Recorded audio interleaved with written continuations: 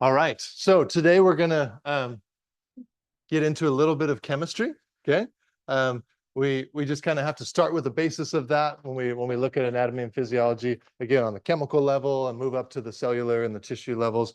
We're going to start with some chemistry. But before we do that, let's do a couple review questions from what we talked about last time. Okay, and go ahead and talk with the people on your team about this. Okay, so here's question number one. Check with the people on your team.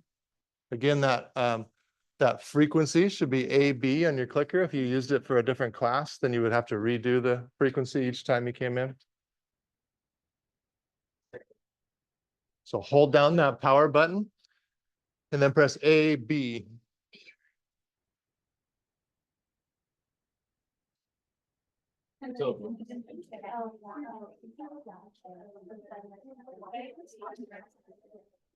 Not turn it on. You might just maybe sometimes if you just kind of twist your batteries around, but it looks like you got a battery problem. But there we go. You got it. Yeah.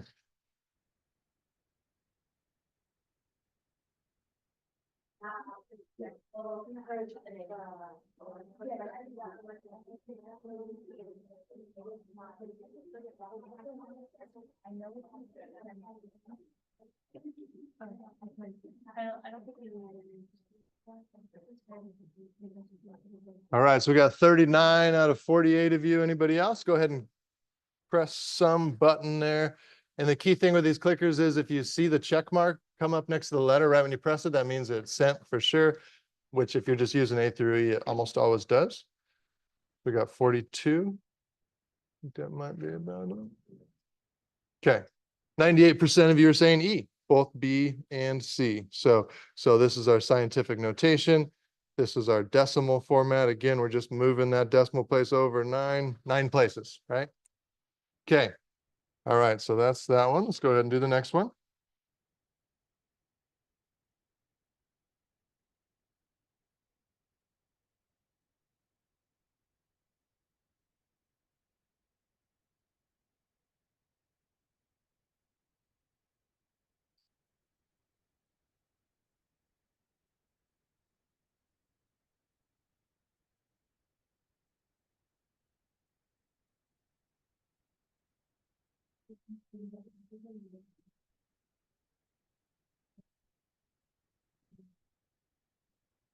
All right, chat with the people at your table. Make sure you're on the same page here.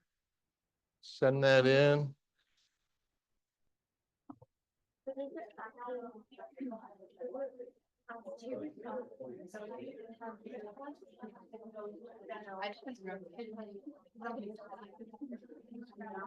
Yeah,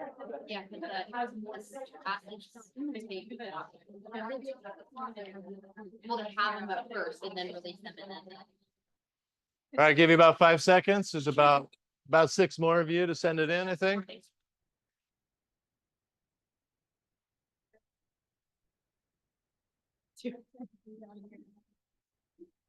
All right.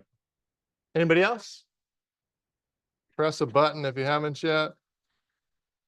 Okay, so about 90% of you are saying D there. So D is A and B. So definitely a pH of 2 is more acidic than a pH of 8.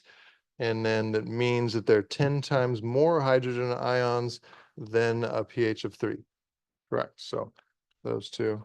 Got it. Okay. All right. One other note on just kind of my preference in class, so you can stay engaged, and I'll do this with you guys, is the research is pretty clear on the idea that if you have your phone on your desk, even if it's flipped over upside down, it's just calling out for your attention.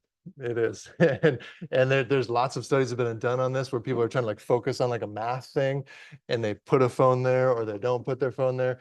And they don't do as well if their phone is sitting there, even if nobody's texting them or calling them. So I'll do it with you guys. I'll take it out of my pocket because it does the same thing, and I'll stick it in my bag. So if you guys could do that with me, that'd be good for you and for me. So all right, okay. So just real briefly here, I want you guys to talk as a table on this. So just fill this info in, right? So we're talking about protons, neutrons, and electrons. just kind of talk about their density, their electrical charge, where do we find them, and then which ones are involved in bonds. Okay, go ahead and chat with each other for about a minute, see and review that.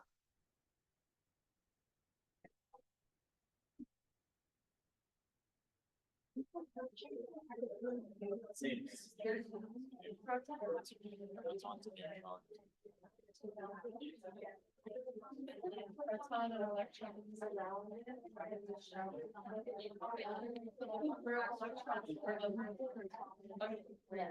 The number of protons is really what you make a density. Yes.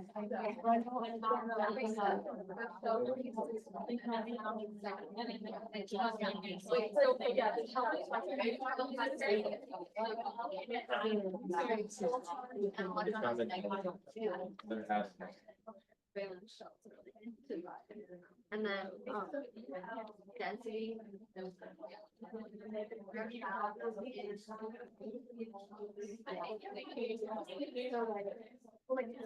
These are electrons. In the nucleus. Electrons and.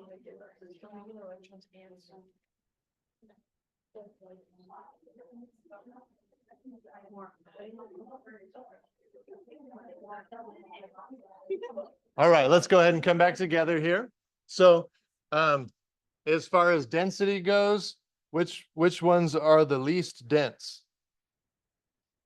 Electrons, right? So least dense for sure here, and then more dense on the other two. Okay, which ones have a positive charge? Protons. Which ones are neutral? Yeah, there we go. And then negative electrons, obviously here. Okay, where do we find protons and neutrons? In the nucleus. Okay, nucleus. And then where do we find the electrons?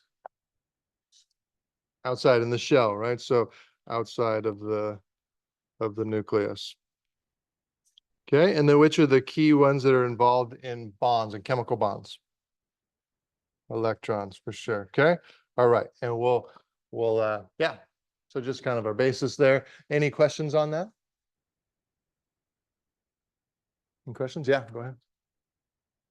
The density would be the least density electrons, and then protons and neutrons are more dense. Yeah, go ahead. Yeah, those are the key ones that when we're like sharing electrons, we'll talk about all the different types of bonds in a second. But yeah, electrons. The other ones have an effect on bonding, but the ones that are actually involved in bonds are the electrons.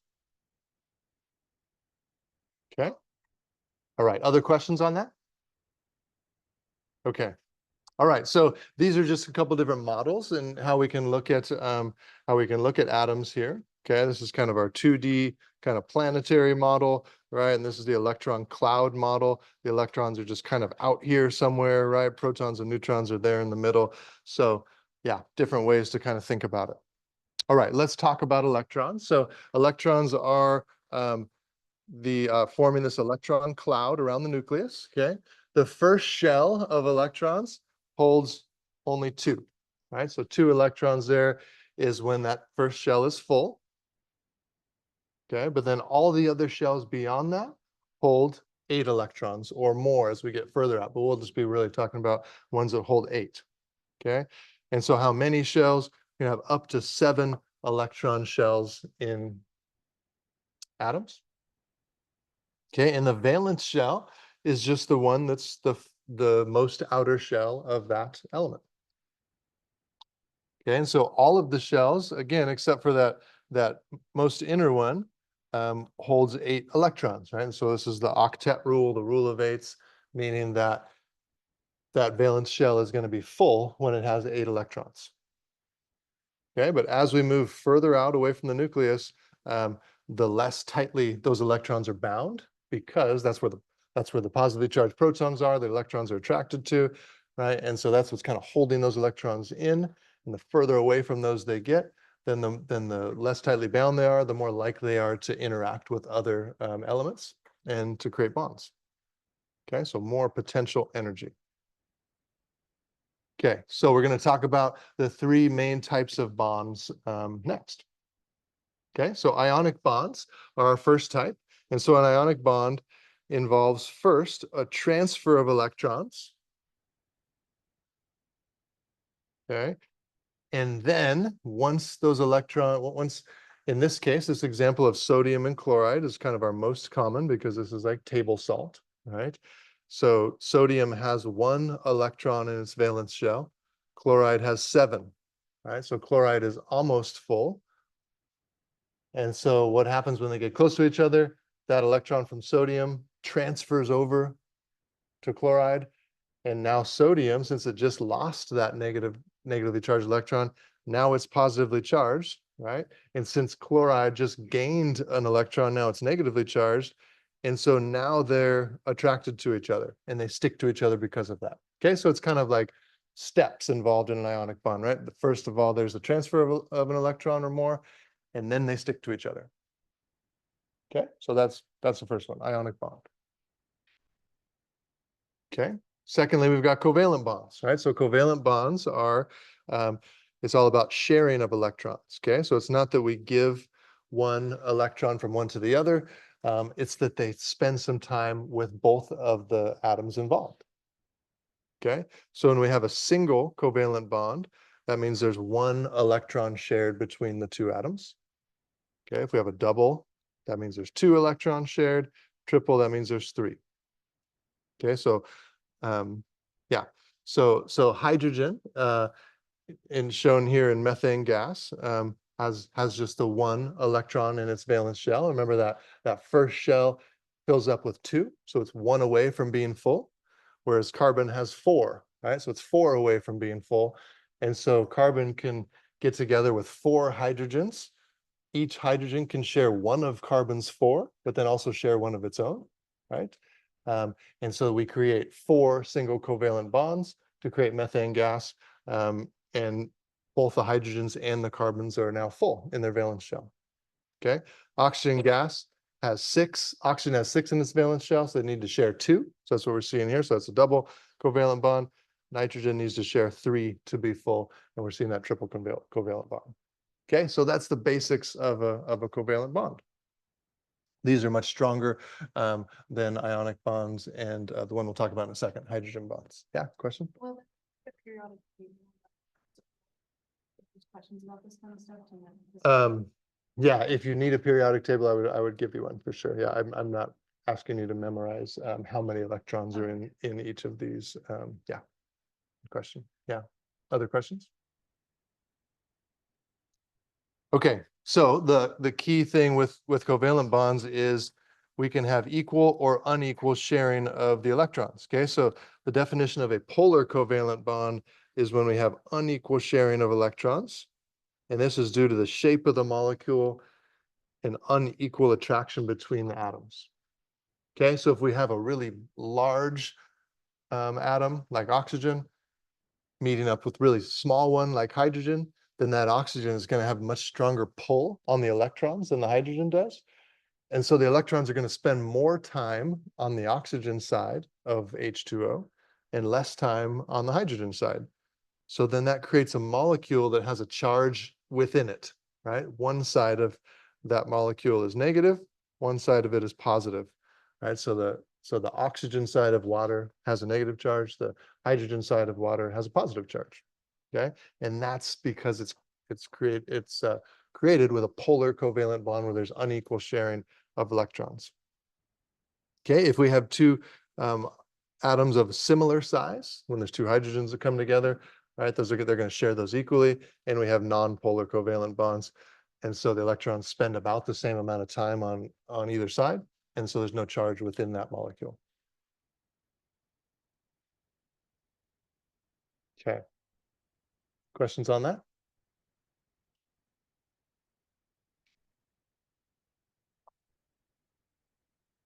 Give you a sec to finish writing that down.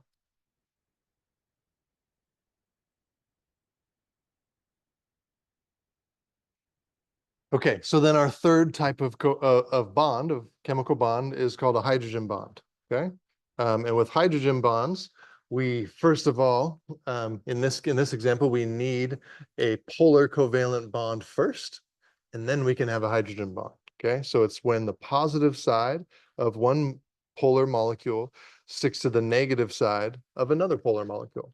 Okay, and so the most common one that we'll talk a lot about is with water. Okay, this is how we get surface tension in water. This is why water molecules stick to each other. Okay, so we got this example over here. Right, so we've got water molecules next to each other. You can see that the oxygen side of one is going to be attracted to the hydrogen side of the other, and so it creates this little kind of stickiness to the water molecules, right?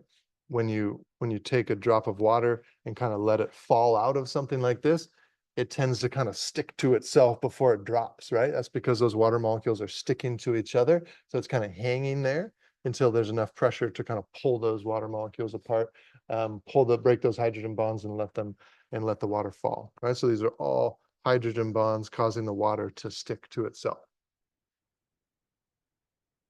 Okay. Questions on that? Okay. All right. Just real briefly on chemical reactions, and you guys looked at this a little bit on the reading quiz. Definition of a chemical reaction is just any process that either forms or breaks any of these chemical bonds that we just talked about. Okay. So if it's one where we're forming bonds, that's a synthesis reaction, right? So we're taking two smaller things, putting them together and making a larger thing. That would be a synthesis reaction. Okay. If we're breaking chemical bonds, then we're taking a larger thing, breaking it down to multiple smaller things. That'd be a decomposition reaction. Okay, so a couple examples here. In our body, we have sugar floating around in our blood, right? That's our blood glucose, our blood sugar. The problem is we can't store it in that fashion. We can't store it just as glucose molecules. So what the body does is the liver does this, muscle cells do this, other cells do this. They take those glucose molecules and string them all together and connect them and create a polysaccharide instead of just that monosaccharide. And that's glycogen, right? So that's a bunch of synthesis reactions to put those glucose molecules together. Okay, so that's a synthesis reaction when we create glycogen. Okay, but then when our blood sugar starts dropping when we sleep, because we haven't eaten for a while, we're fasting, we're laying there, our liver is going to sense that our blood sugar is dropping, and then it's going to get some chemical signals to then go in and break down that stored glycogen, turn it back into glucose and send it back into our blood. So our blood sugar can stay where it needs to be while we're sleeping. And that's a decomposition reaction, right? We're taking that glycogen, breaking it back down into glucose. So that would be the decomposition part of that. Okay, so the synthesis part would be glucose molecules coming together, right, to make glycogen. And then when we need to break it back down, that'd be the decomposition part.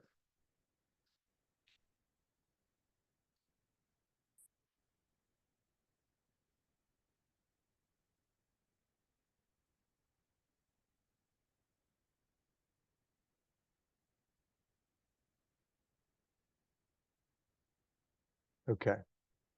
Questions on that at all? Give you a sec to finish writing that down.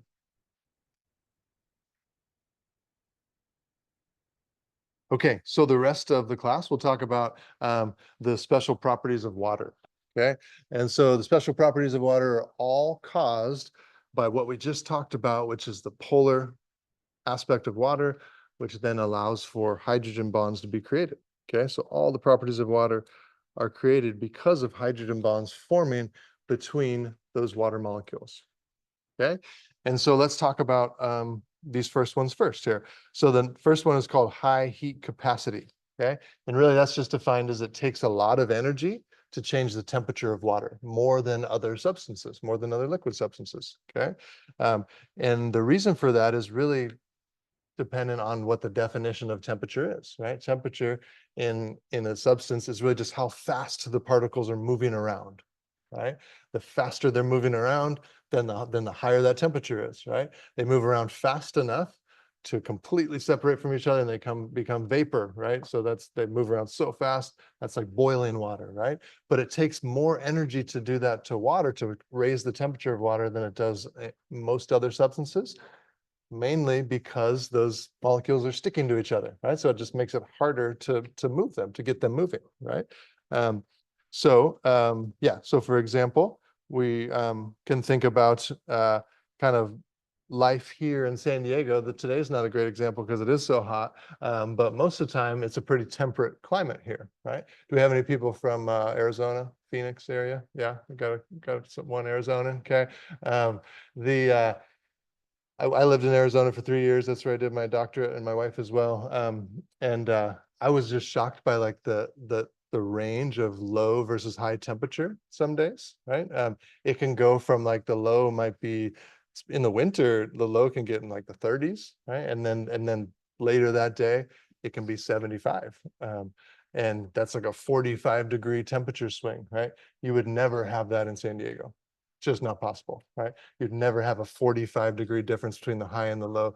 Typically the difference, somebody actually well, I won't have you pull out your phone, but you can look at the high and the low today. There's maybe a 15-degree swing, which is a lot for here, but typically it's like maybe 62 is the low and 68 is the high. That's almost how it always is in San Diego, right? So maybe somewhere between like a 6 and 8 degree swing. The one of the biggest reasons for that is we're right next to this huge body of water, right? And there's a lot of water in the air too, right? And the more water there is in the air, then we're working against this high heat capacity of water to try to heat up the air. And so it just takes a lot more to heat it up. The other good example is the fact that humans are really good at regulating their body temperature. And we're also made of about 2/3 water, right? And so it takes a lot of energy to change the temperature of our bodies because we're mostly water. Okay. Questions on that at all? So that's the first one, high heat capacity. The second one is called high heat of vaporization. High heat of vaporization is very similar to high heat capacity, but it's just a little bit more specific, right? It's defined as it takes a lot of energy to turn water from liquid to gas. Okay. And so a great example of why this is so important in anatomy and physiology is our sweating mechanism. Okay. So humans are one of one of the few mammals that have really good sweat glands. Okay. So most animals, like most four-legged animals like horses and deer and elk and gazelles and all those things, they don't have the same sweat glands we do. They only have apocrine sweat glands, which are the ones that we have in our armpits and stuff, places that it doesn't smell too great. Those are the only kinds of sweat glands that those animals have. We have these other ones called eccrine sweat glands, which we have around 3 million of them. And we can just pump out sweat like crazy. Most animals can't do that. And the reason sweating is so important for temperature regulation is that sweat gets onto the surface of our skin. And on a day like today where it's really humid, if that sweat just falls off, it doesn't help us at all. That's just like wasted water. But if that sweat stays on our skin and then turns into vapor on our skin, then the energy to do that came from our body, right? And that's why sweating helps us so much, right? The energy to turn that liquid water into vapor was extracted from our bodies, right? And it takes a lot of energy to do that. So that's helpful for us, right? That really helps us cool down. So back to the other animals that can't do this, many tribes in Africa rely on the idea of what's called subsistence hunting, which is pretty much that you are chasing animals that are much faster than you, like gazelle and elk and things like that. And humans can't outrun those animals. They're much faster than humans, but they can chase those animals long enough to where that animal literally has a heat stroke, right? Humans can regulate their temperature well enough to not have a heat stroke, but if you push one of those animals for hours on end, then it eventually has a heart attack and dies because it can't cool its body down like humans can, right? And so that's just an example of our ability to thermoregulate just being way above and beyond other creatures. So yeah. Okay. Other questions on that? Any questions on that? Okay. All right. So another property that's really important of water is that it's the universal solvent. Okay. So all chemical reactions in our body happen in the presence of water. Okay. All reactions are wet reactions. Okay.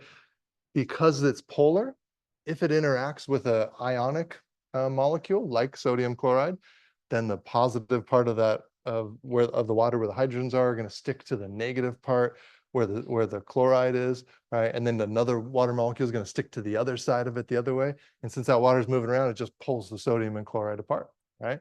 That's just one example, but it happens with polar molecules as well, happens with other ionic molecules. So if those molecules get into water, they just get pulled apart, right? Yeah, this water acting as a solvent. Okay, it doesn't work so well with non-polar molecules like lipids, right? We mix water and oil; those just kind of separate. They don't mix well. But ionic substances and polar substances will get broken down by water. Okay, questions on any of that? All right, so we've got a couple other properties of water here. There's one called cohesion, another one called adhesion, okay? Cohesion means water sticking to itself.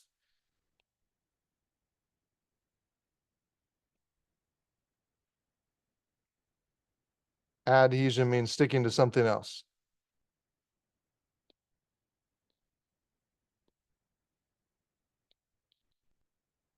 Okay, so with your team here for a sec, just look at these four images and decide what you see there. Do you see cohesion? Do you see adhesion? Do you see both? Okay. And then on your clickers, I will have you try to decide one of those that's showing both cohesion and adhesion. Okay. So talk about those, kind of decide what you see in all of them, and then send in one that's showing both.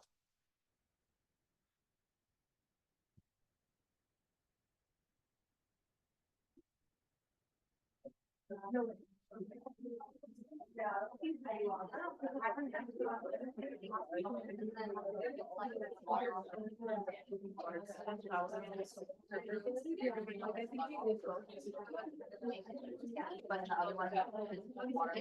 I mean, it could be to the two, again. Yeah, I think that it's like C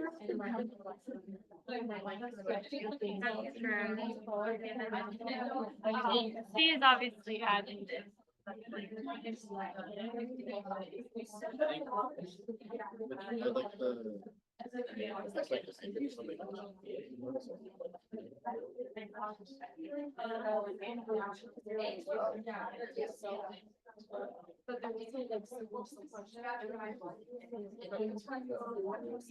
Can we vote? What's that? Yeah, that's actually what I want you to send on the clicker, like which is one where you see both. You put what? Uh-huh.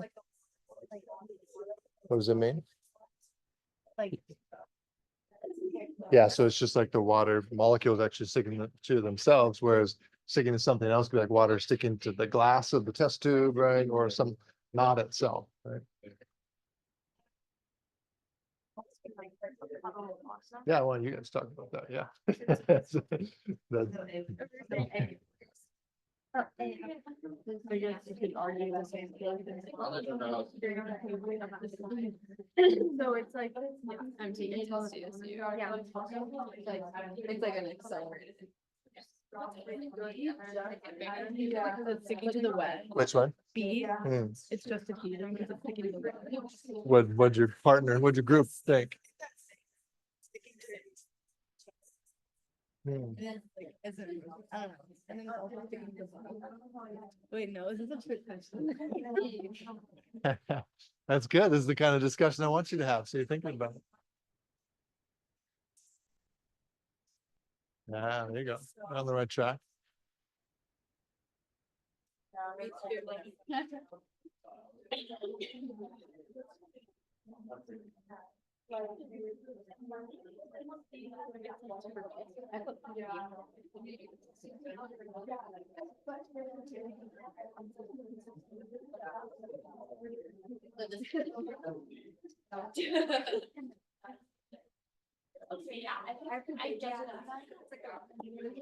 Yeah, because it'll stick to it for a little bit, but then.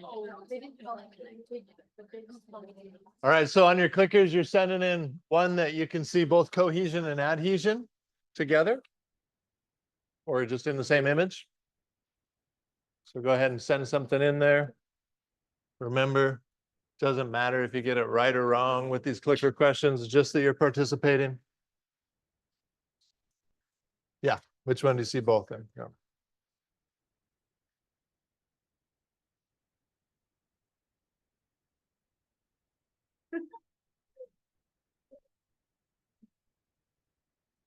All right, about 5 or so more of you need to send it in still.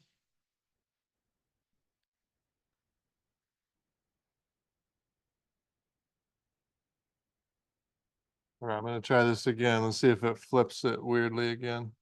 Nope, it's not this time. Good. So there you go. You can see your answers. Okay, we got a bit of a bell curve there, but almost half of you are saying B. Okay, so one of you groups that said B, tell us why. Somebody raise your hand and tell us why. Go ahead. Stay together. Okay, they're like kind of like hanging off, like beaded together, right? Yeah. Okay, so that's which one? Okay, cohesion. Good. No. Okay, I'll let you off the hook. You got one. What? Who else put this one? And where's the adhesion? Where do you see the adhesion happening? Go ahead. It's sticking to the web at least. Easy. That's it, right? Yeah, that's what we got. Yeah. So it's sticking to the web because it's like hanging off of the web. So it must have some stickiness to the web, but it's also sticking to itself because it makes that kind of beaded look, that round look, right? So yeah, so B would be an example of both for sure. What'd you guys think for A? Which one is that? A? How many people put cohesion? Okay, how many people put adhesion? Yeah, this one's mostly adhesion, right? Because it's sticking to the glass. We can't really tell if it's sticking to itself because it's all just sitting in the bottom of a test tube. There's nothing like hanging to where we could see water actually sticking to itself. But we can see it sticking to the glass, and in the middle it sags down because that's the part that's not touching the glass, right? It's only the outer parts that are touching the glass. We can see that middle kind of sagging down. Okay. And then what about C? What do we think for that one? Just yell it out. This one's cohesion. This is surface tension, right? It's that the water strider's weight and the way it's distributed is not enough weight to break the hydrogen bonds between the water molecules, right? So it just kind of like stretches out the water. It's kind of cool looking, right? But it doesn't actually break those hydrogen bonds. And then D, what do you think for that one? Yeah, this one's a little bit tricky. We could probably see some adhesion here as well. Definitely see cohesion with these big beads of water, right? That's definitely water sticking to itself. Maybe we can find one like right here that's kind of hanging down from the grass. I'm not exactly sure, but this one's primarily cohesion. But yeah, if you see one that's kind of hanging off and kind of holding on to the grass, then that would be some adhesion as well. But yeah. Okay, questions on any of those? Yeah, go ahead, Alondra.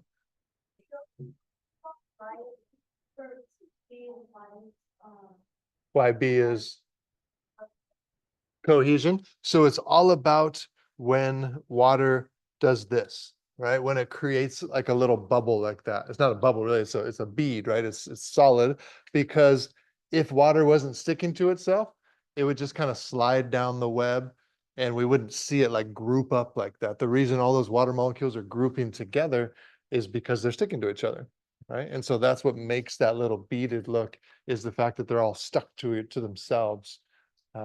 Yeah. Say that again. B is both, yeah. Yeah, because of oh, sorry, which one?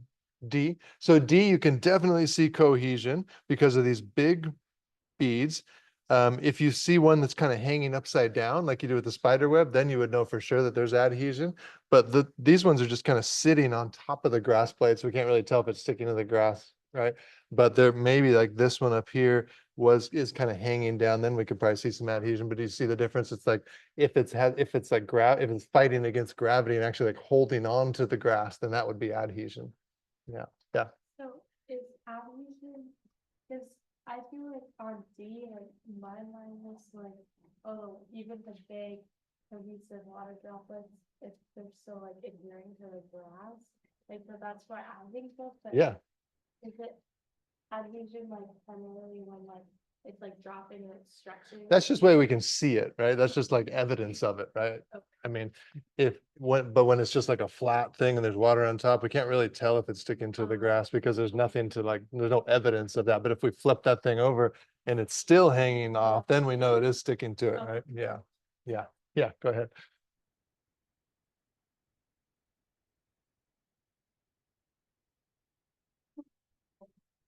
Yeah, so yeah, we didn't really talk about why, but glass has a negative charge to it, right?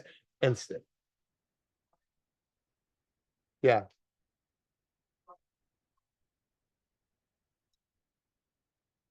you're talking about A still? Yeah, yeah, because I mean, of course, there's cohesion happening for sure. This is just kind of like, there's always cohesion happening when water is together, right? We just can't really see evidence of it in that picture.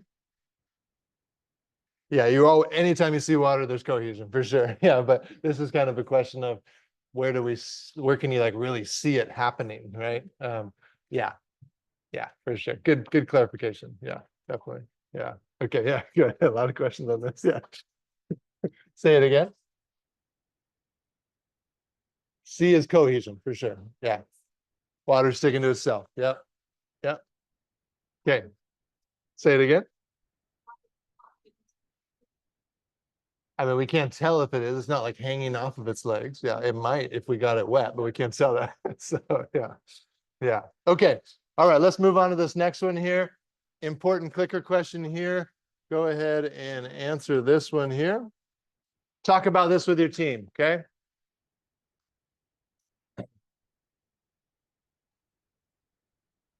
We're talking about the polarity. Yeah, well, I don't know if more covalent bonds in the molecule. Yeah.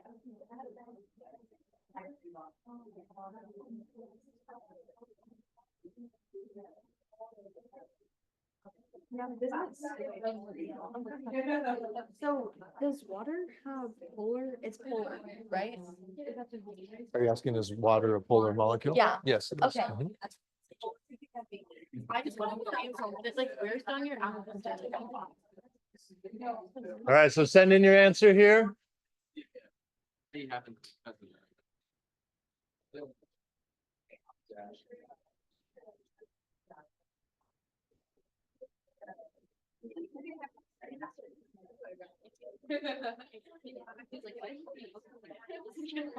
All right. A couple more people. Okay. So we've got, yeah, about 2/3, or sorry, about 3/4 saying C, about 1/4 saying B. Let's do it this way. Let me just change this question to where you can put in more than one answer. Okay. Now you can put in more than one correct answer. Talk about it with your team again and decide what you think.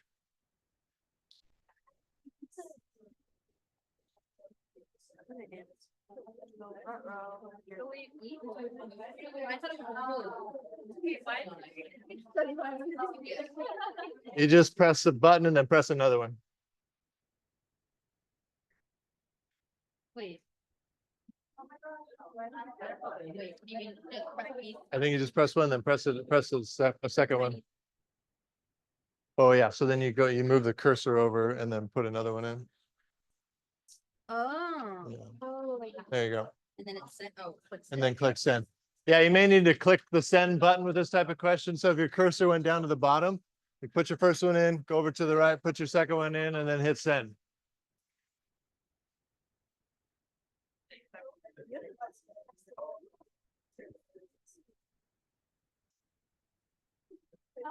All right, about 9 more people need to send that in. If you're not figuring out the multiple thing yet, just hit the send button so you get credit for something.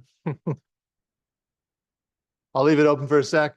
But yeah, so now most of you are putting both B and C. And that's the important part of this question is we have to have this first, right? We have to have polar covalent bonds first. And those are happening within the molecule, right? Within the two H's and the O. And then that allows us to have hydrogen bonds between the water molecules, right? From one H2O to another one, right? So really it is both of those, B and C. Okay. And then just real quick, we won't go through all of this, but just to kind of drive this home, this idea that high heat capacity and high heat or vaporization, they get confused sometimes by students, but they're very similar, right? High heat capacity is kind of an overarching thing that it takes a lot of energy to change the temperature of water. And then high heat of vaporization is kind of like focusing in on changing the temperature from liquid to gas, right? So similar idea, just overlapping a little bit, but not the exact same idea. Okay, so we will leave it with that. You guys have a fantastic weekend. I'm going to be in my office for an hour or so after class. So even though I didn't have office hours on there, if you want to come by and ask any questions, come on by. It's just over to the left of the gym in the kinesiology building. All right, we'll see you guys. All right. I'm like, I know I have.